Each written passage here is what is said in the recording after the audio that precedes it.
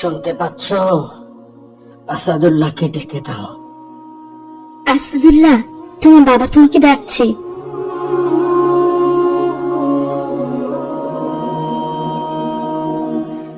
কি হলো বাবা, আপনি আমাকে ডাকলেন? শোনো বাবা, বাবার সময় যে ফুরিয়ে আসছে, তোমার কাছে আমার একটা ওসিয়াত। আমার মৃত্যুর পর যেন কোনো সুদখোর, ঘুষখোর ও নেশাকারী ব্যক্তি আমার এই লাশের খাটিয়াটা না ধরে।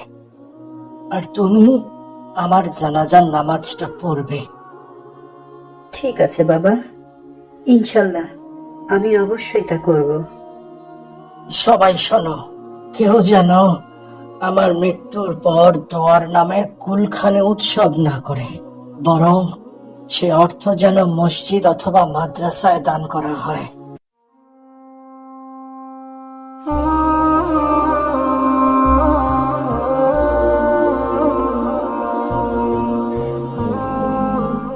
ওনার অবস্থা খুবই খারাপ।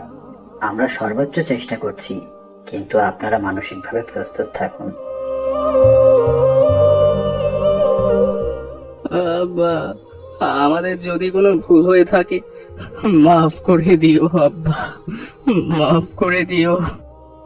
আল্লাহ মাফ করুক, আমিও মাফ করলাম।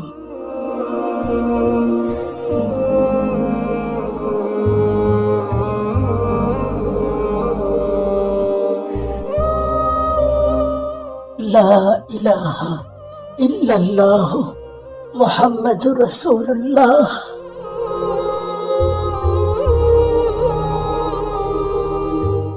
হে পবিত্র আত্মা, বের হয়ে আসো এই পবিত্র শরীর থেকে। কোথায় যাব আমি? আল্লাহর মার্জনা ও সন্তুষ্টির দিকে, যে রব আর কখনোই তোমার উপর অসন্তুষ্ট হবেন না।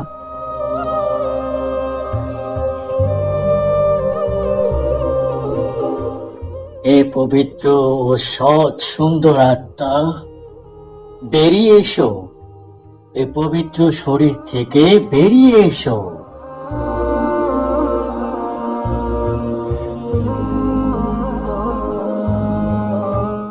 এত মনোরম আলো, এত সুগন্ধি।